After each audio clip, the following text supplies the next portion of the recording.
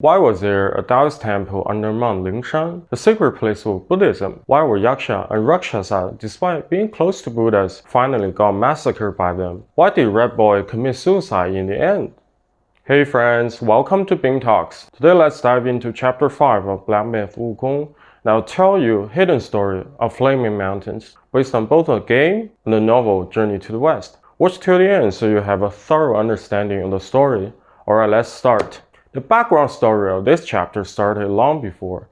Under Mount Lingshan, there was a Yaksha Kingdom and a Rakshasa Kingdom, where two clans of Yaksha and Rakshasa lived respectively.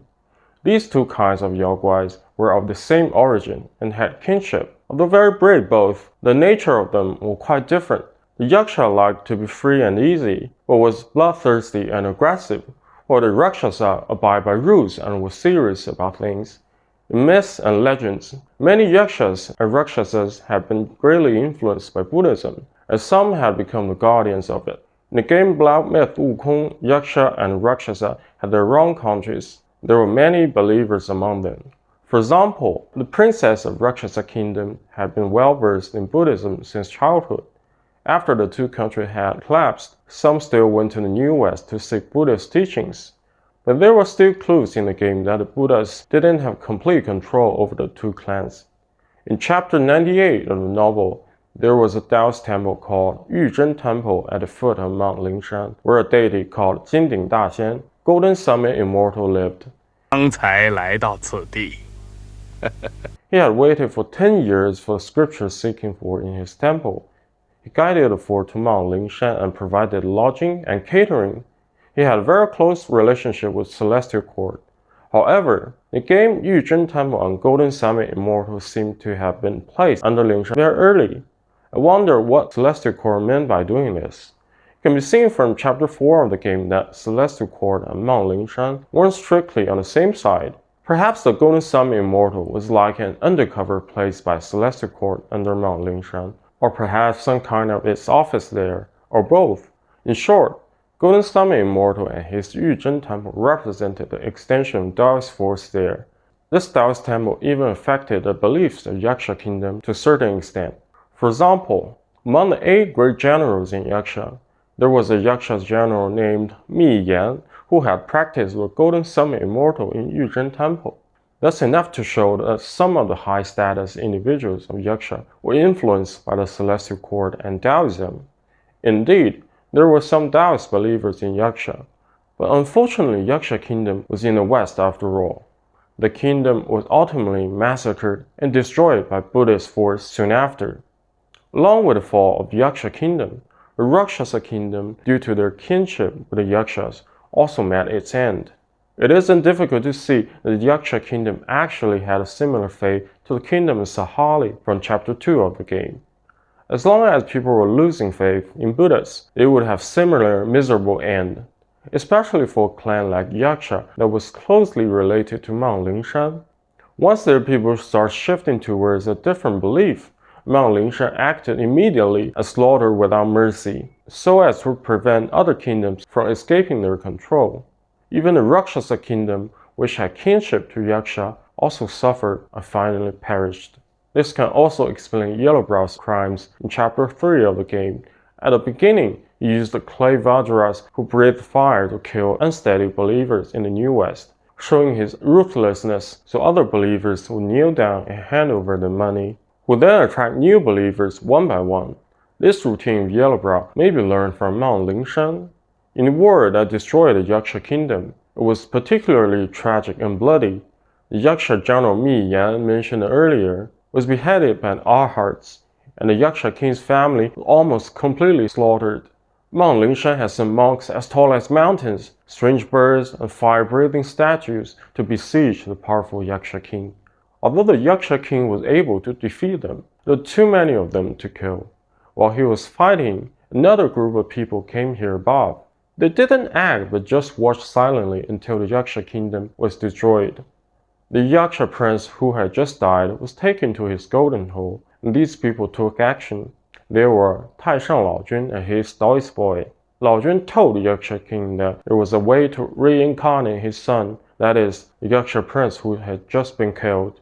This method could be used to preserve the bloodline of the Yaksha clan, and perhaps fulfill the king's last wish of future revenge. The Yaksha Kingdom was doomed, and there was but no choice. In addition, Yaksha King loved his son deeply, so he agreed to the proposal.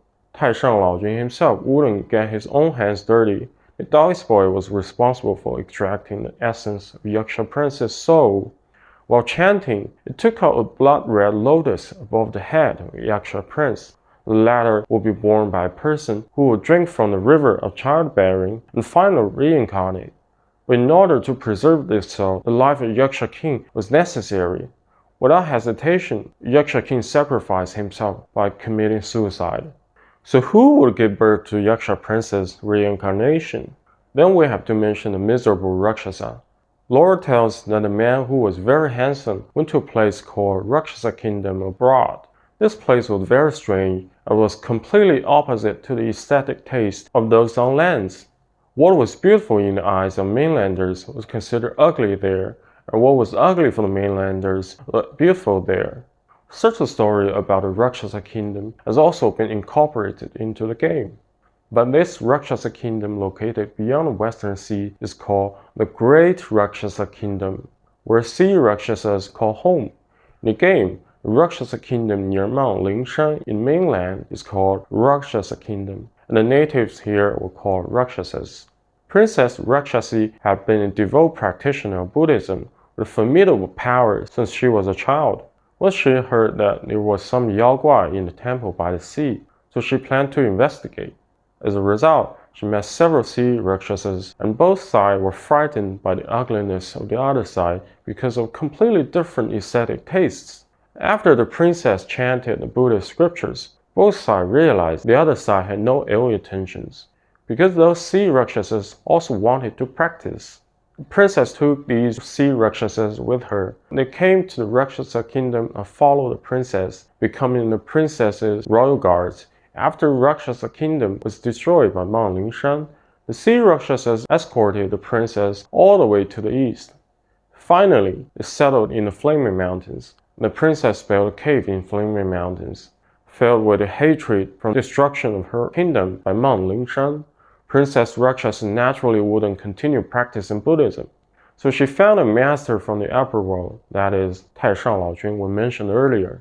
From then on, Princess Rakshasi practiced Daoism and followed Taishang Laojun in his Tushita palace. The Daoist boy who did dirty works for Laojun became her junior. Laojun took special care of Princess Rakshasi and made a fan for her. This was the plantain fan. The Daoist boy also gradually generated admiration for this beautiful and kind senior sister. The days in Celestial Court lasted for a long time, until Sun Wukong made a rebellion there, was later captured by Erlang Shen and put into Laojun's furnace. In the novel, the Jade Emperor originally wanted to refine Wukong into a pill, so that the golden pill that Wukong ate could be refined back. But Wukong hid in the furnace for 49 days, and when he suddenly came out, it kicked the furnace over and ran away. A few bricks of the furnace fell with the remaining fire to the lower world, causing the area of Flaming Mountains to be what it would be later. This was a hard time for the Daoist boy. Because the furnace was kicked over, he was severely punished by Taishang Laojun and was banished to the lower world, hence becoming the keeper of the Flaming Mountains. Other fellow disciples looked on him coldly. Only Princess Rakshasi went down to the lower world on her own. She helped him from time to time. It was also convenient for her to take care of the remaining Rakshasa clan. Taishang Laojun showed special favor and recommended Princess Rakshasi to Jade Emperor to be an earthly immortal. From then on, Princess Rakshasi, who held the plantain fan, was called Tieshan Gongzhu, literally meaning Princess Iron Fan by people there. She also took care of the villagers around. When it was spring or summer planting periods, she used the plantain fan to cool down the climate and let it rain. She never took from villagers. After some time, Taishang Laojun married Princess Rakshasi to a powerful Yaoguai called King. In the past, he was once brothers with Sun Wukong, the great sage. When Sun Wukong was fighting against a celestial core force in Mount Huaguo before the journey to the west, he was fighting side by side with Wukong. What's more, he was known for loyalty and righteousness. After Wukong was finally trapped under the Five-Finger Mountain, Wukong also returned to the Flaming Mountains. But Lao Jun married Rakshasi to him not because of goodwill, but rather a step that Lao Jun had planned. After Rakshasi and Wukong became a pair, Lao Jun took out the soul of the Yaksha prince and forced Rakshasi to drink water from the river of childbearing. Then she got pregnant with a reincarnation of the Yaksha prince. Lao Jun hoped to use the child as a chess piece to find Mount Lingshan. Rakshasi's mission was completed by giving birth to the child, and Lao Jun advised that she shouldn't have feelings for this child of Yaksha bloodline. Wukong learned the truth and could only bear the humiliation. His family was manipulated by Celestial Court and Taishang Lao Jun. When the child was born after 10 months of pregnancy, he was red all over, hence the name he got, Red Boy. They lived together and time flew by. Red Boy became the most important family member, just like their own child, despite knowing the fact that he was actual reincarnation of Yaksha Prince. When he grew up a bit, he always had the same nightmare. He often dreamed of scenes of dying in battle and turning into a blood lotus, which were actually his previous life's memories. Red Boy was young at that time and got confused by the nightmare. But Rakshasi, who had experienced the destruction of her own kingdom and was later used by Celestial Court, hated both of them. Didn't she want to revenge Buddha and deities? Of course she did, but she couldn't, and Wukong couldn't either. She didn't want her child to revenge and risk his own life. After Red Boy grew up, Keeper of the Flaming Mountains began to supervise his daily practice. As a disciple of Lao Jun, the Keeper taught Red Boy to refine pills with Samadhi fire, in accordance with Lao Jun's intention to let Red Boy to do great things in the future. So he strictly disciplined and repeatedly asked Red Boy to restrain his playfulness to prevent him from delaying Lao Jun's plan. But Wukong, as his father, encouraged Red Boy's study of magic spells. He didn't have as clear a goal as that of the Keeper, but only hoped that Red Boy could have more self-defense spells to protect himself. So he rebuilt the 5-element cards for Red Boy, which was originally toys made by Red Boy.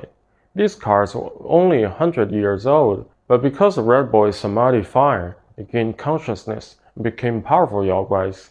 Then comes the plot of the novel. Red Boy had practiced in Flaming Mountain for 300 years, and his Samadhi fire was perfected. Later he went to the Fire-Cloud Cave in Kusongjian and self-proclaimed as Shengying Dawang, Holy Infant King. On the other side, Wukong got to know the female Yaoguai called Fair Fox. They had admiration for each other, and then Fair Fox was taken as his concubine. Fair Fox had a good personality and a wealthy family. She was attracted by Wukong's great power and loved Wukong sincerely. Every year, she would give lots of valuables to Flaming Mountains. Red Boy, Wukong, and Rakshasi began to live separately and peacefully until the scripture-seeking team of 4 passed by their respective territories. In Kusongjian, Red Boy planned to capture Tang Mang for his flesh that was said to grant immortality after eating. So he played a trick and hung himself on a tree pretending to be kidnapped. Then successfully deceived Tang Mang. Later, he used Samadhi fire to burn Wukong and Bajie, who fled in panic. In the end, the master and disciples asked Bodhisattva Guanyin to help them subdue Red Boy. After being subdued, he was taken to the South Sea and became Guanyin's disciple. In the kingdom of women, 女儿国, where basically everyone was female, Wukong's brother Ru Yi Zhenxian occupied the abortion spring in order to extort money and valuables. 我是牛魔王的兄弟。 It was later beaten by Wukong when a team of 4 passed by. Finally, in the Flaming Mountains, Wukong had a dispute with Wukong for borrowing Rakshasi's plantain fan. The couple were very dissatisfied with Wukong handing Red Boy to Bodhisattva Guanyin. Wukong still didn't understand why Wukong chose to go on a journey to obtain scriptures. And why did Wukong do all these things to his family? Until Fair Fox, Wukong's concubine, was killed by Bajie, Wukong was finally provoked and got extremely angry. Naja, Li Jing, and other generals of the Celestial Court were sent to the mortal realm to arrest him. Wukong was mighty, but he couldn't handle so many enemies. He was then beheaded more than 10 times before he surrendered. Yes, you heard it right. Wukong could survive without his head. Only then did Rakshasi give up and lend her fan to Wukong, who used it to extinguish the fire there. After this incident, Wukong was taken by Mount Lingshan, which was kind of house arrest. Red Boy also became a disciple of Bodhisattva Guanyin, leaving only Rakshasi. Before Fairy Fox was killed, she and Wukong had a daughter named Ping Ping. The two were living in Flaming Mountains when a big event of Wukong's resignation of Buddhahood occurred. Wukong was called to participate in the battle to besiege the Monkey King. Together with other powerful Yaoguais and celestial forces, Wukong was finally defeated and slain. Considering Wukong's effort in this battle, he was set free. However, this memory got him entangled because he saw his old friend Wukong die in his arms. And when he heard Wukong talking about his purpose for joining the scripture-seeking team, he finally understood why Wukong did all those things. After having been trapped under the Five-Finger Mountain, Wukong thought that he could keep himself and Wukong safe by obeying the deities and Buddhas above. And completing the journey to obtain scriptures, he beat Red Boy but didn't threaten Red Boy's life, but rather sent Red Boy to Guanyin. At least Wukong wouldn't need to worry about his son's life. Wukong also taught Wukong's brother Ruyi Zhenxiang a lesson, but Wukong didn't harm his life either. Wukong tried his best only to make everyone live. But after the scripture was finally obtained, he realized that a character like him would eventually be intolerable by deities and Buddhas from the upper world. All the previous efforts were in vain, and kneeling down to them would never earn a peaceful life, so he rebelled yet again, but was in siege and got killed. Two brothers finally reconciled before Wukong's death, and Wukong's last words to Wukong was not to take the relic of his remains. These things would definitely be cursed, and there wouldn't have been good outcome if they had been taken. Then Wukong died. Wukong was given one of the relics by Erlangshen. After that, he returned to the Flaming Mountains and planned to live peacefully with Rakshasi and his daughter Ping Ping. After several decades, one day, Guanyin suddenly released Red Boy to go home out of no reason. The family finally had their reunion. Wukong never forgot Wukong's words before his death. He didn't touch the relic even a single time, but hid it in his stomach. Who would have thought that this relic tortured him so much that he became thinner and older drastically? He even vomited by the hill from time to time. Wukong planned to keep it until the destined one comes so that he could give it to him. But Red Boy, Taishang Laojun, and the keeper didn't intend to do so. Told by the keeper of Flaming Mountain, Red Boy finally recalled the hatred of his previous life and the destruction of Yaksha Kingdom. Red Boy thought that as long as he got a relic that contained power of great sage, he would have the power great enough to revenge. But Wukong didn't want to get his son into trouble, so he wouldn't hand over the relic. Then conflict was inevitable. The keeper found reinforcements for Red Boy to rebel against Wukong. He created a large number of stone guides for Red Boy and placed Flint Chief, Flint Vanguard in Furnace Valley, and even used yin-yang fish that spread plague to infect monkeys from Mount Huaguo who had migrated to here. Then he came forward to treat them and gain loyalty of these monkeys. Finally, he summoned many revenants from the underworld to assist Red Boy in surrounding Flaming Mountain, so as to force Wukong to give out the relic. In the game, before the arrival of the Destined One, it was time when Red Boy learned about his previous life and the start of the Keeper's plan. Therefore, Flaming Mountains were full of revenants, stone guides, a stone monkey, and strange monkeys. They were all the effort of the Keeper. Red Boy was asked to besiege Wukong's subordinates. Together with Red Boy's 5 element cards and 6 warriors, they successfully suppressed Wukong's subordinates. As for Wukong himself, he was deceived by Red Boy. At first, Red Boy was rather eager for revenge after learning about his previous life. So Wukong sent his Bishui golden-eyed beast to watch over Red Boy to prevent him from doing stupid things. Once, Red Boy was caught and bitten by Bishui golden-eyed beast and seemed dying. Wukong was worried, and out of father's love, he seriously injured his beast. But who would have thought that this was another trick played by Red Boy? Bishui golden-eyed beast limped away after being injured by Wukong. While Wukong himself was imprisoned by Red Boy after that. Rakshasi was extremely anxious to see his son so eager to revenge and could only seek help everywhere. hoping that some deities and Yaoguais could help persuade Red Boy and save his life. He even threw away all her dignity and begged her enemy, Buddhas on Mount Lingshan. But no matter how she begged humbly, she didn't receive any help at all, but rather mocks and laughs. King had a general named Ma Tianba, who was very loyal and brave. In order to find reinforcement for King, he had been to many places including Blackwind Mountain, Yellowwind Ridge, New West, and finally Web Ridge to seek reinforcement. That's why we've seen him in every chapter of the game, but he only found that these Yaoguai wouldn't help.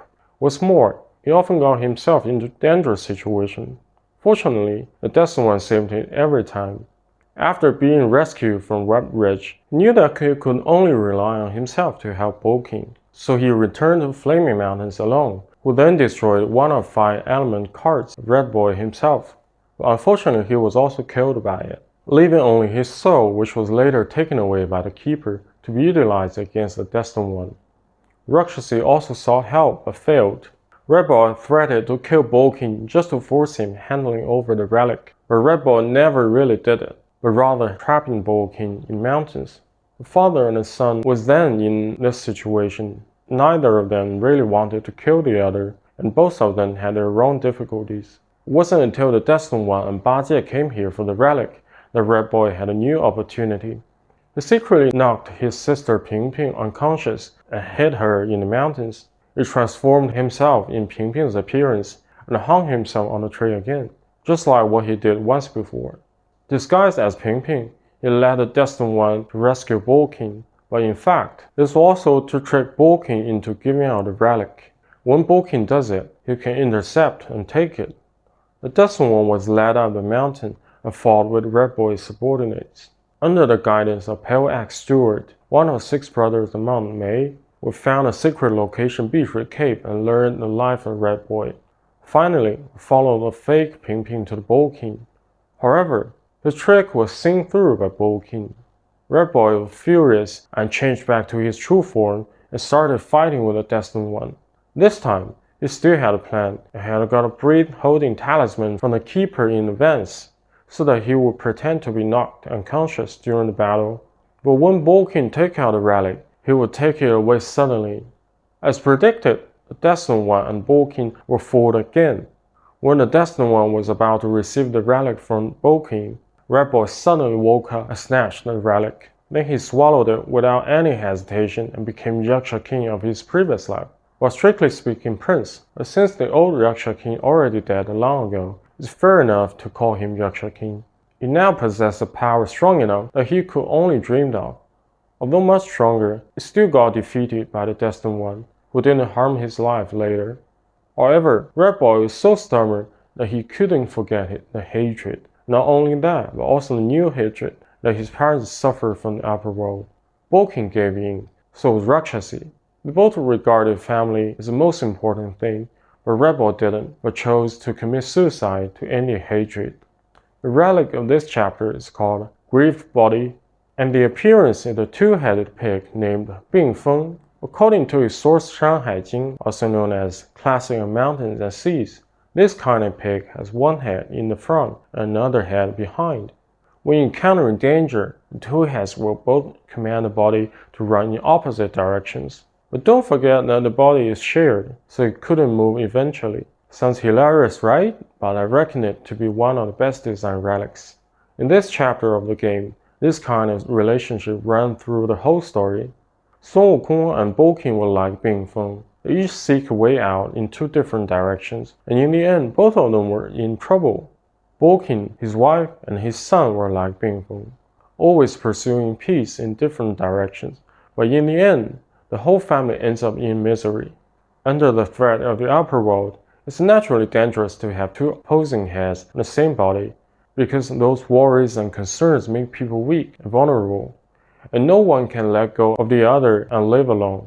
In the end, they are easy to be caught in one net. But these worries and concerns are exactly a proof of kindness and love, loyal to brotherhood. King and Monkey King were right, loving their family. Rakshasi and King were right either. Red Boy, with deep hatred and being used as a chess piece, committed suicide without involving his parents. was also right. Just because people with heart and love have weaknesses, people without heart and love can then manipulate them. This ping-pong-like relationship looks weird, but is pitiful and lovely. There you go, friends. That's the whole story of Chapter 5. If you find it useful, don't forget to like, share, and subscribe. And in case you want to know more about the game Black Myth Wukong, you need to check these out on your screen. And I'll see you in the next one. Bye.